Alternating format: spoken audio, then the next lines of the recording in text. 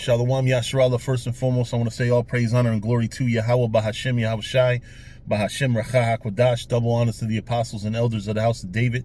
Salutations to you brothers throughout the four corners of the earth, teaching the truth and righteousness and sincerity to you Israelite foreigners.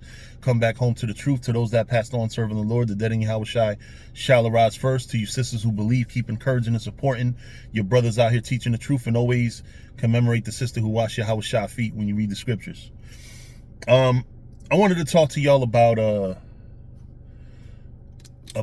something that I read one time. When I have a friend who's notorious for using the 48 laws of power to try to manipulate their friends, including me. I'm going to be honest.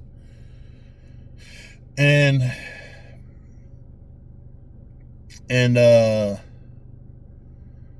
it makes you think. It makes you think how many more situations are out here favorable to you because it's somebody that's actually trying to buy your loyalty. You know, I'm going to pull up the scripture and I'm going to read Ecclesiastes 7:7. Surely oppression maketh a wise man mad. We always read that part. What we sometimes gloss over, even though we might read it verbally, but we don't really explain it much, is, and a gift destroyeth the heart. Now you have oppressed people, but you know, you have people that are oppressed, but within their system of oppression, just look at the black and brown community. You know, we're oppressed. But you have black and brown people that are in power. You know, and this kind of correlates to me with something that is in the 48 laws of power, which says despise free lunch. The way I interpret it, because it's not a scripture, so it's open to interpretation. The way I interpret despise of free lunch is a comparison to favors or to somebody doing something minute for you. Because what happens is, in life, right, a gift destroyeth the heart. Somebody might do me a solid. You know, it might be a little solid. It doesn't necessarily have to be a big favor. But if it's a favor, it shouldn't be something that you should think that I have to pay back. However,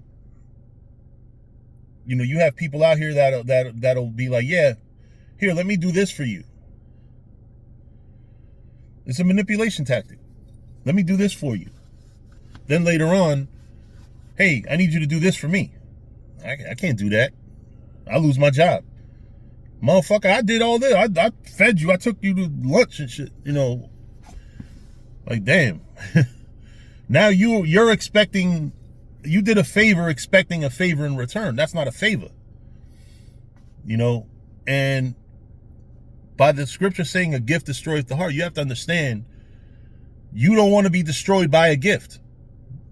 It goes hand in hand with, and it's not that it goes hand in hand with like the author of Ecclesiastes, Solomon, was trying to get you to understand what it says in the 48 laws of power.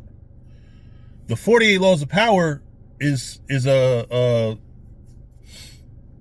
what's that called? A secular book of laws and rules to manipulate people. Now, if you're in the truth, you know manipulating people is wrong. But if you're in the truth and you have this book teaching people how to manipulate people, it's better to arm yourself in terms of knowledge and knowing how manipulation happens. One of the rules is despise a free lunch. And when it says despise free lunch, although it uses a metaphor,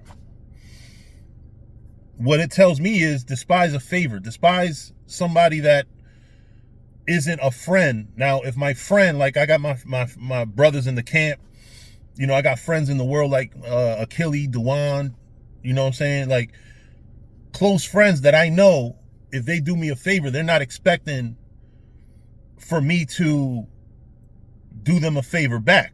They do me a favor and it's a favor. Likewise, you know, I do them favors and solids and shit, and without an expectation of a return, because it's not I'm buying your undying loyalty for a favor, right? So going into, because you always relate everything back to the scriptures. Despise free lunch, a gift destroyeth the heart. Don't be the person who, in politics, this happens a lot. A lot of people that are running for office or may get a certain office, you might see like a person who has wealth and shit and money, and they'll contribute to a politician's, charities and shit, or a politician, they might give them political contributions and shit. And what happens with that is, do you think that shit's for free? You think that they don't expect nothing in return? Oh yeah, out of the kindness of my heart, I'm just gonna give your campaign $100,000. No, that $100,000 is designed to make you $1 million, because now you own this up and coming politician, and that person is now, oh, I help you get elected, so now you got to do this favor for me. Despise a free lunch, a gift destroyeth the heart. In our micro worlds, right? We're a world within a world in the black and brown community. You have black people and Hispanic people that come to power. All in the hood, of course. It would look crazy if a fucking white man was the mayor of Newark right now. Let's be honest. The mayor of Newark has to be black or Hispanic, because if it's anything else, now you smell a rat, right? Conspiracies have to be covered up, otherwise they're not a conspiracy. So, going back to the dynamic of, okay, Ras Baraka is the mayor of Newark. Don't you think that there's people that put in money for his campaign to help him get elected, that he owes favors to, because he didn't realize the gift destroyeth the heart? He didn't realize despise the free lunch. Politicians never despise a free lunch. Politicians always, people that are in situations where they have other people's money to spend. Oh shit, take me to lunch 100,000 times. Oh, hey, if I need to get your son off of a fucking charge or whatever, I'll do it. Whatever. You know what I'm saying? That's how politicians work. Somebody that's in charge of something, you always got people wanting to do them favors, because those favors can be cashed in. Despise a free lunch, and a gift destroyeth the heart. Always remember those. Remember the scripture more first and foremost, but if you have to explain a gift destroyeth the heart, don't be the person who accepts a favor that's going to wind up making you do things that you don't want to do. Because then that gift destroyed your heart. Despise a free lunch. But I think that's it for now. I think I've explained it thoroughly. Be careful accepting, you brothers out there, be careful accepting favors. You might be sent a woman, or you might be sent a brother. You might think they're a godsend because they came through exactly when you needed them. Now you owe that motherfucker a favor. Now you owe that bitch a favor. Always remember, man, be very selective. Only accept favors from people that you know their character. Especially brothers, even brothers in the truth, though, to be honest. You got to be very careful accepting gifts and anything from a brother in the truth, because a lot of them will utterly supplant. What good is the Bible if we don't learn from it? Right? The Bible was written to teach us how to live. So that's why I went right to the script. I thought about the 48 laws of power rule, but I'm like, man, fuck the 48 laws of power. We got the scriptures. But like I said, you got people, the Bible's the top read book in the world. 48 laws of power has to be like top 5 in the world.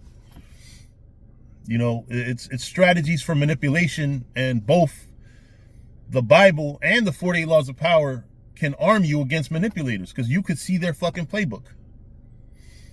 But anyway, with that, I'm gonna say shalom.